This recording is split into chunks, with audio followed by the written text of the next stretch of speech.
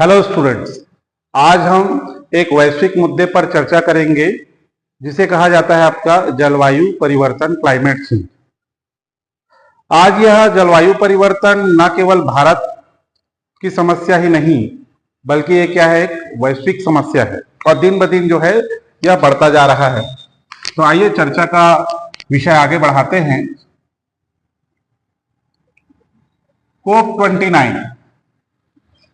COP29 जो है conference of parties कहा जाता है, जो United Nations framework of convention of climate change द्वारा आयोजित किया जाता है।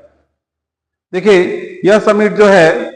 अभी वर्तमान में 11 नवंबर से 22 नवंबर के बीच में अजरबैजान, जिसकी राजधानी बाकू, वहां आयोजित किया गया था, जिसकी थीम रही हरित विश्व की एकजुटता की। और देखिए, होता क्या है,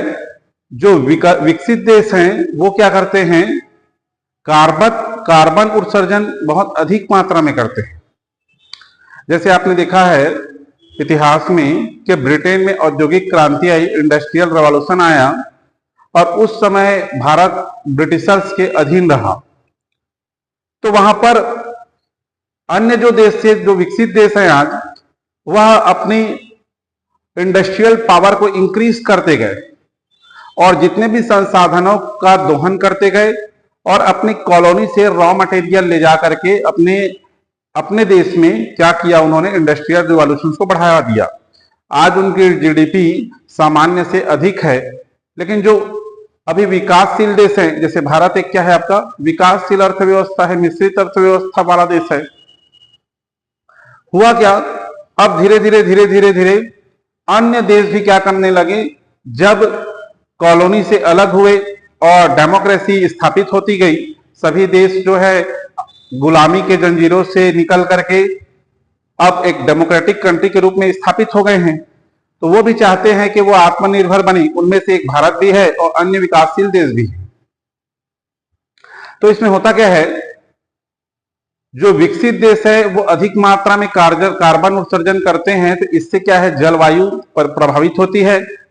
और यह जलवायु पूरे वैश्विक स्तर पर वातावरण को क्या करती है, आपका प्रभावित करती है, जिसमें से आपका अप्रत्याशित वर्षा, समुद्र का स्तर बढ़ जाना, ग्लोबल वार्मिंग अर्थात पृथ्वी का तापमान सामान्य से अधिक हो जाना, ये तमाम तरह की समस्याएं आती हैं,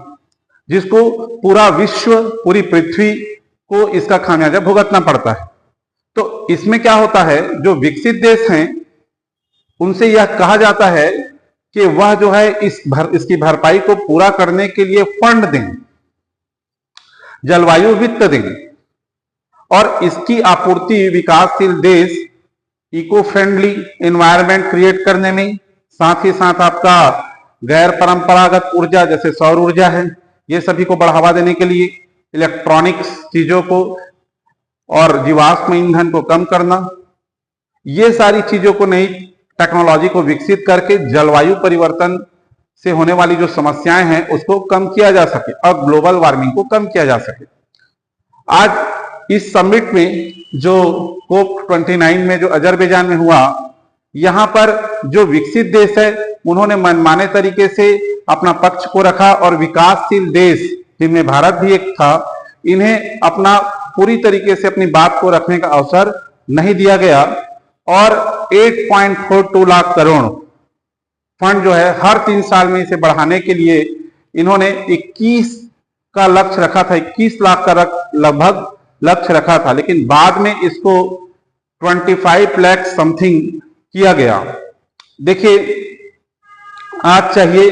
कि विकासशील देश भी क्या कर सके, आत्मनिर्भर हो सके। आज कुशल नेतृत्व हमारे भारत को भी प्राप्त है, जिसे स्किल इंडिया जैसे कार्यक्रम चलाए जा रहे हैं, मेक इन इंडिया कार्यक्रम चलाए जा रहे हैं। आज एप्पल जैसी कंपनियां जो है भारत में मेड इन इंडिया के रूप में जो है आईफोन क्रिएट कर रही है, अन्य टेक्सटाइल कंपनियां हैं वो भी विकसित होती जा रही हैं। तो आज आवश्यकता है कि हम जलवायु परिवर्तन से होने वाली समस्या से भी निपटें, साथ ही साथ आज वैश्विक स्तर की जो समस्या है, विकासशील जो देश हैं उनको चाहिए कि वो आत्मनिर्भर बने और विकसित देश को भी यह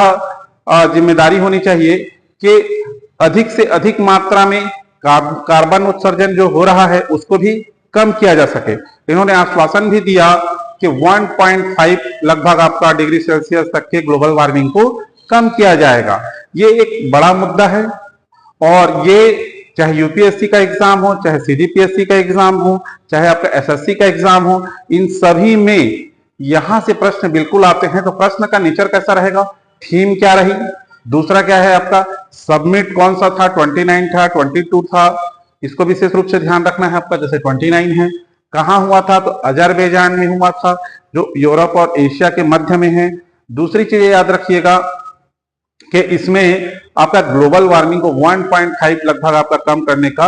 एक आश्वासन दिया गया है विकासशील देशों के द्वारा और विकसित देशों के बीच में जो है। तो ये बहुत अच्छा टॉपिक था, इन्वायरमेंट से संबंधित टॉपिक है बेटा, इसको आप तैयार रखिएगा। और कुछ भी समस्या हो तो आगे की आप इसके बारे में आपका चर्चा कर सकते हैं, या कोई प्रश्न पूछना चाहता है तो व्यवहारिक प्रश्न आप बढ़िया पूछ भी सकते हैं। विकासशील देशों को जो विकसित देश पैसे दे रहे हैं, अगर वो कम देते हैं, ज्यादा देते हैं, तो उसका क्या फर्क है? देखिए, आपने देखा होगा जब आप छोटे थे तो आपको पैसा दिया जाता था, तो आप क्या करते थे, अगर उस पैसे को सही तरीके से यूज कर रहे हैं तो उसका बेनिफिट भी मिलता था, और अगर जो है उस पैसे को आप मनमाने तरीके से खर्च कर रहे हैं तो उसका नुकसान भी होता था। अगर फंड ज्यादा दिया जाए तो कहीं ना कहीं ये जीवाश्म ईंधन का अधिक यूज करेंगे, इंडस्ट्रियलाइजेशन को अधिक बढ़ावा देंगे, तो इससे क्या होगा, कार्बन उत्सर्जन अधिक करेंगे। और यदि कम दिया जा रहा है तो ये एक सस्टेनेबल डेवलपमेंट की ओर नहीं पहुंच पाएंगे, आने वाली पीढ़ियों के लिए एक अच्छा प्लेटफॉर्म तैयार नहीं कर पाएंगे। तो ये क्या है आपका, ये ऐसा होना चाहिए कि सेटिस्फैक्शन होने चाहिए, और वर्तमान स्थिति को देखते हुए जो है विकसित देशों को फंड दिया जाना चाहिए, किसको, आपका विकासशील देशों को। ये डिपेंड करता है आपका सिचुएशंस के ऊपर जो है और नीड के ऊपर कि कितनी आवश्यकता है और कौन सा देश किस तरीके से पिछड़ रहा है और कौन सा देश किस तरीके से विकसित हो रहा है।